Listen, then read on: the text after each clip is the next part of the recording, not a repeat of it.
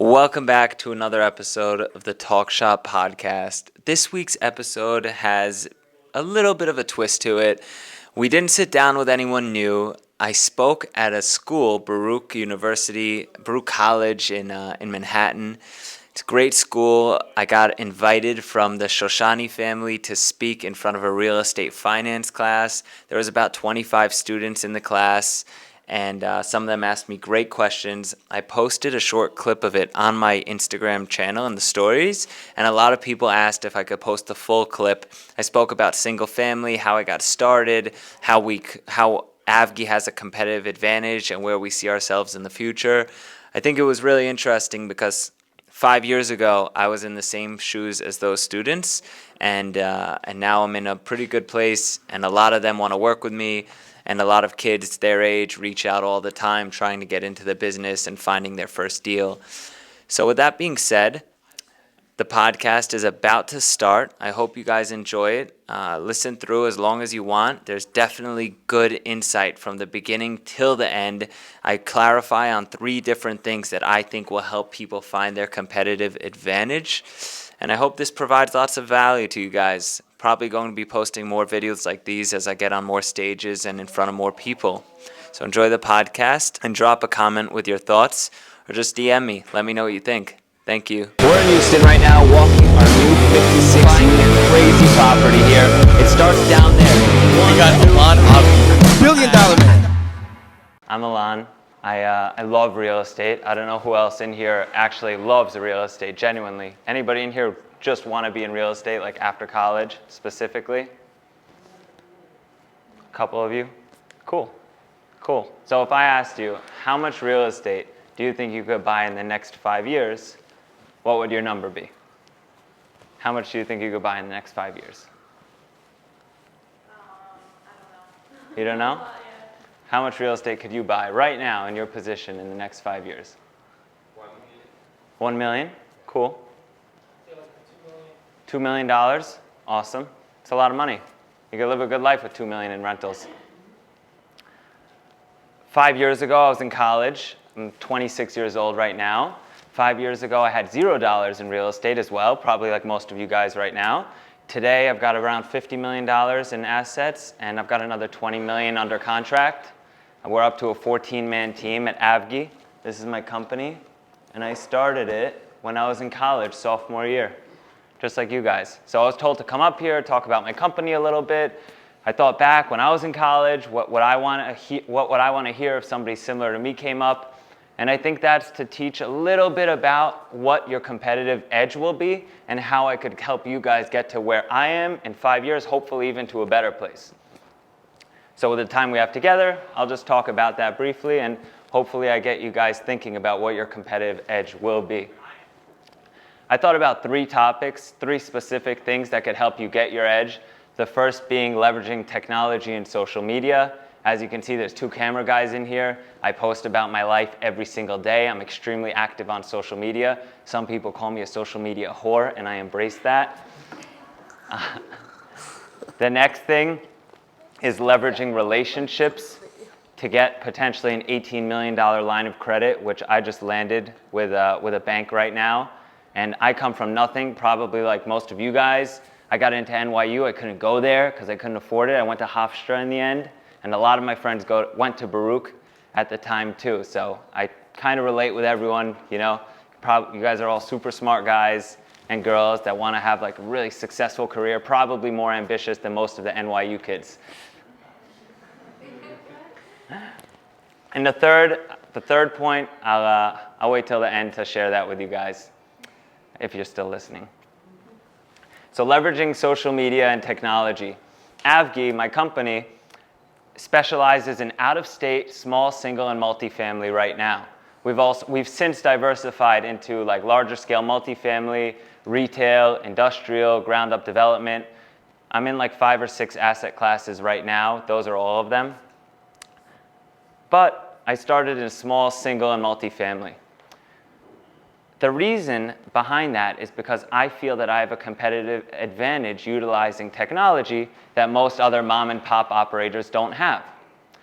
So we utilize multiple softwares. Trello, if you guys are familiar with Trello, Google Drive, SalesMate CRM. We utilize Slack, and we have a number of other ones. AppFolio Investment Manager, AppFolio Property Manager, 6 different softwares that run my business. The reason for that is because how can you streamline single and small multifamilies, right? Little properties usually fly under the radar of big institutional funds, which has since changed. Now big institutional funds have been buying up single families like it's the hottest asset class since sliced bread. But that's what I started in. So I found an edge in that field. I made it my specialty. So when I went out to investors, I said, hey, you should invest with me $70,000, $100,000, because I can buy this house in St. Louis, Missouri, and I can manage it from my office in New York. Everyone's like, no way, that's impossible. I'm like, no, it's not. Let me show you how. Here's AppFolio Property Manager. Most mom and pops don't use this, but this is where it goes. Here's AppFolio Investment Manager. You could sign in and see where your investments are at.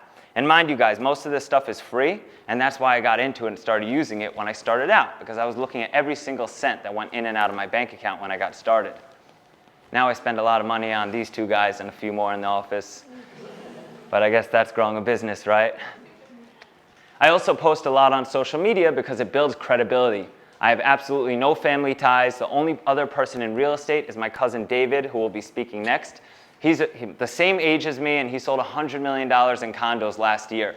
We're on totally different sides of real estate. He's in the sales and marketing side as a broker. I'm in the development and acquisition side. We both found ourselves in the space, both of us coming from nothing, so our name's been getting pretty popular lately, and we've been getting invited to speak around the country, and our social media is getting bigger and bigger by the day. His much bigger than mine, but it's all right, we're family. So I build credibility through social media.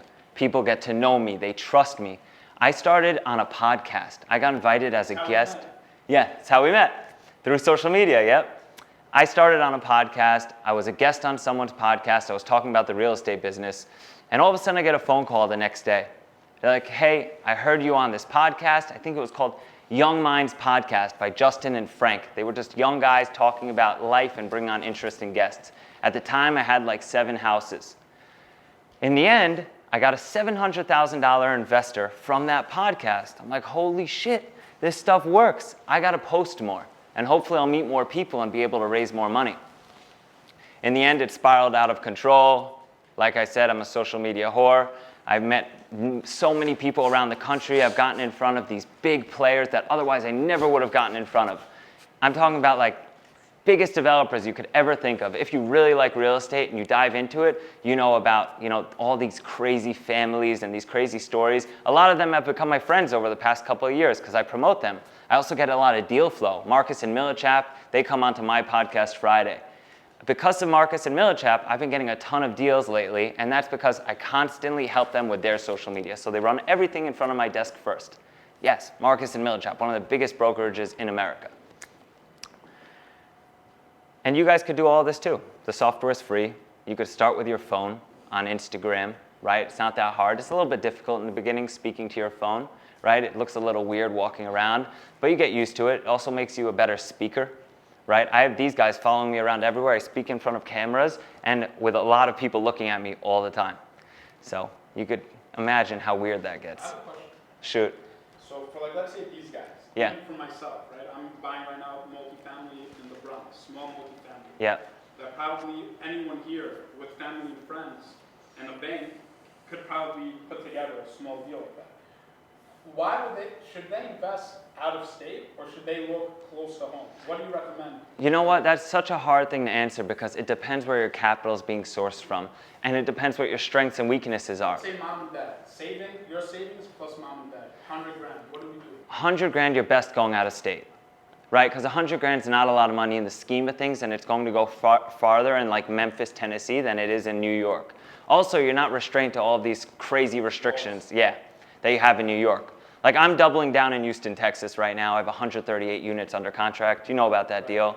And I'm in St. Louis. I've got like about 100 houses under contract in St. Louis, Missouri right now. And How each... do you get money for all this? That brings me to my next point, which is leveraging relationships. Because when I got started with $40,000. I thought that was a lot of money at the time. I lost 40 grand yesterday on a down payment on a deal in St. Louis, unfortunately. I also spent 15 grand on this damn website, which is so embarrassing, but I thought it was necessary because I want to build a multi-billion-dollar company. And I don't think I'm going to build a multi-billion-dollar company with a .co at the end of my name. So 40 grand to me was a lot of money at the time. It still is a lot of money, and it could get you a house out of New York and many other markets. It could go far as a down payment as well. When I got started, I was borrowing hard money. 40 grand down, I bought a house in Westbury, Long Island. If anybody's from Long Island in here or knows the Long Island market. Newcastle, pretty rough area, but it was a great cash flowing property. I took hard money at 12 and 2, 14% interest basically, and it worked out. I rolled that over into another deal, and another one, and another one. At this point, I'm out of money. I'm swiping my credit card to buy houses, and I go to an auction house. When I'm at the auction, I meet this guy. He's behind me. He's wearing all these rings. I'm like, man, those are really nice rings. I like those rings. Those are cool. He's like, thanks, man. You been here before? I'm like, nah, my first time. I buy houses, though, and I'm excited to see what the auction house has to do, like how this works, right? He's like, I've never been here either. I have a production company. I manufacture things, displays, all that good stuff. He's like, you should meet my partner. He's a cool guy. I'm like, awesome. His partner walks in, great dudes. Long story short, these guys are the biggest manufacturers of promotional products on the East Coast of America. They have no real estate division yet, no real estate holdings, except their industrial buildings that they manufacture stuff out of. They're like, hey, let's get out of here. We want to show you our business. I was like, I want to show you my real estate. Mind you, I don't know how to raise money yet. This is like my second go at raising money, and I'm still like, the little money is a big deal for me. You know, legal fees, all that stuff. It's a stretch. I hang out with these guys. They show me their business. Super cool. Long story short, a couple months later, they invest with me $500,000. Yeah, it was awesome. Today, those guys are my biggest investors. They trust me so much. I'm their real estate division. We have a fantastic deal worked out where we're 50-50 on all the real estate that we buy after I get them all their money back. So I have to perform in order to get upside. Also, they just signed on a loan with me where I got a line of credit for $18 million. So now my leveraging power is through the roof, and that's why I have so much under contract and I'm growing at such a rapid speed. 5 years ago, I was sitting in the same table as you guys, buying a $250,000 house with the 40 grand that I had at hand. Today, I'm buying tens of millions of properties, leveraging those awesome relationships that I built. I have 6 main investors. They're funding me tens of millions of dollars, and we're growing. It's a beautiful thing that I have. I didn't know any of these people before. They're not friends with my family. I just met 2 of them at an auction house, and it spiraled into a beautiful relationship. So that started with a compliment. I bet you guys can meet much more people than I even know, especially learning in Manhattan. You could probably just meet people wherever you're going at the coffee shop, and God knows how much they have. I actually heard that there's 14,000 families in Manhattan with over $120 million net worth. How crazy is that? You could literally just be walking and bump into somebody where their family has $120 million net worth. You know how hard that is to do in Long Island? And that leads me to my next point, my last point. All of this stuff won't go anywhere or be worth anything if I didn't have the balls to do it. When I got started investing in out-of-state properties, my family goes, Allon, what are you thinking? My parents had 2 houses at the time. One of them we lived in. Upstairs tenant, downstairs tenant, helped us pay the rent. Helped us pay the bills, right? The rent helped us pay the bills.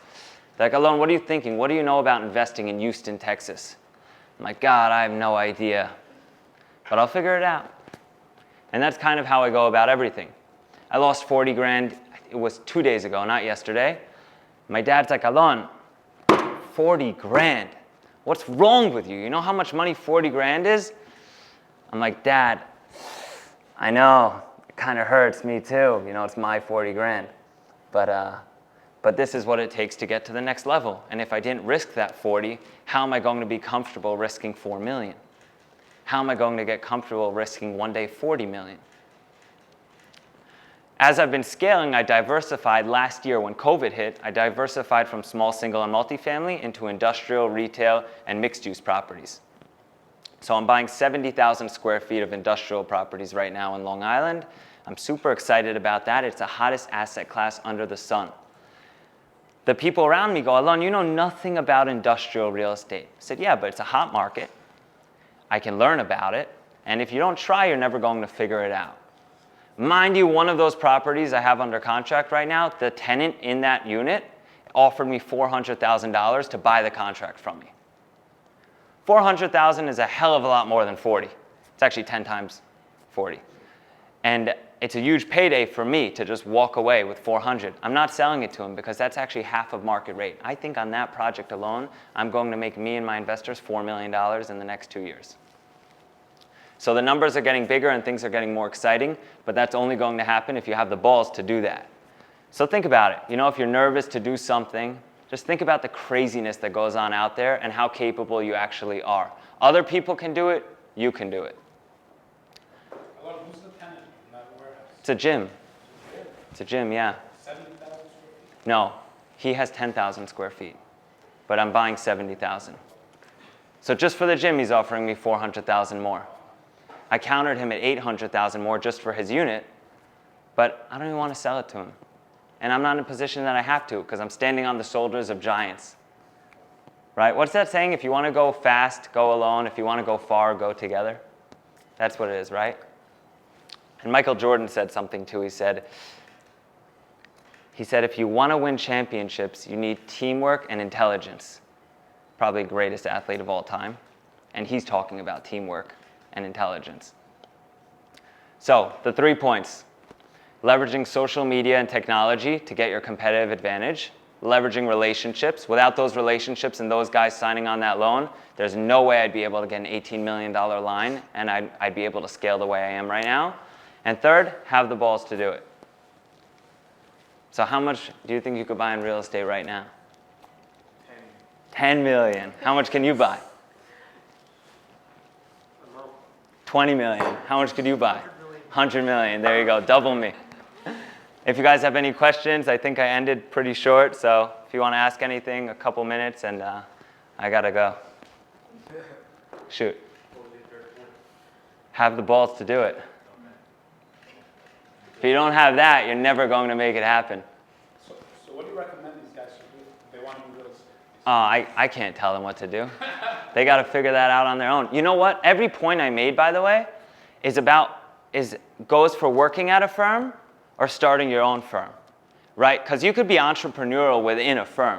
I have everyone that comes to join my company, I'm up to 14 people in-house and 9 guys in the field. So we have 22 people right now working for me. Everyone that works with me gets a $3,000 base salary with incentive bonuses paid out quarterly. 3,000 A month. Yeah, $3,000 a month base salary. It's nothing in the scheme of things, right? One of the kids lives in the city. He goes, $3,000 doesn't pay my gas. I said, yeah, no problem. You want to join me or you don't? He goes, this kid actually, Chris is his name. He's an instrumental part in the reason we're scaling right now. He was working at a family office. They were paying him 180 grand a year. He's like, listen, man, I'm not happy. I wake up every day. I'm fucking pissed. You know, why am I at this office? I'm making a lot of money, but I'm not happy. I don't feel like I'm part of something. I go, you know what? Join my office. You're getting a substantial pay cut, but you're going to get incentive bonuses. And I promise you, you're going to grow with me. He took the leap. Kid's 23 years old. He took the leap. He came to work with me for exactly what I just told you guys. I'm telling you right now, he's going to make much more than 180 grand this year. Much more. He's an instrumental part of our scale, and his 3 grand a month was basically nothing, you know, to kick off. He was entrepreneurial, and he used his competitive advantage by joining and bringing a new twist into the company. So you got to be entrepreneurial. You got to have the balls to do it, you know? Yeah, how often do you travel? Do you need to travel a lot physically? Well, in the beginning, I did all the traveling myself. I haven't been on a plane in like the last 6 weeks, but my guys have been to 3 different markets in 6 weeks. So I sent 3 different guys out. They've been back and forth like 5 times in the past 6 weeks. Thankfully, I don't have to do that as much anymore.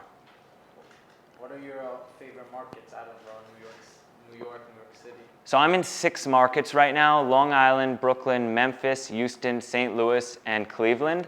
My favorite markets are St. Louis, Houston, and Long Island. St. Louis and Houston are my favorite out of New York, but Long Island is my home base, so it's so easy, you know? I know that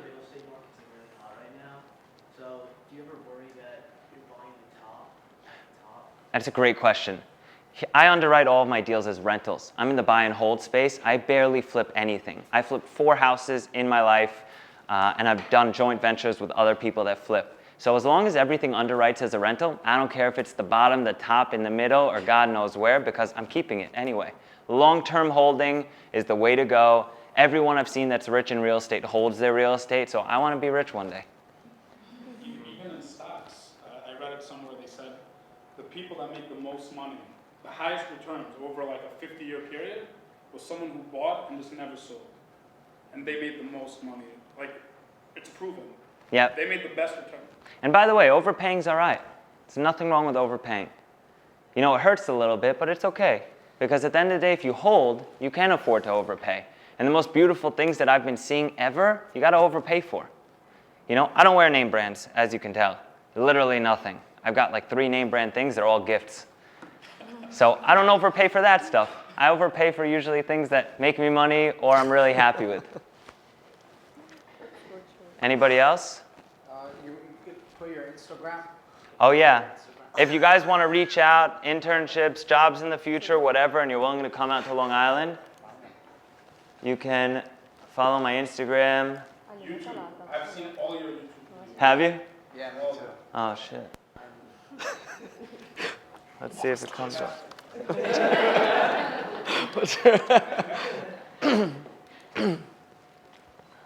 Oh, it's not working. What a shame. But it's right there. I'll Yeah, that's me.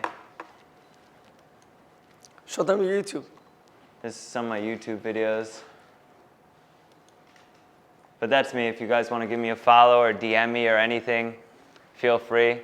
My email is allon@avgi.co. That's going to change hopefully tomorrow to .com.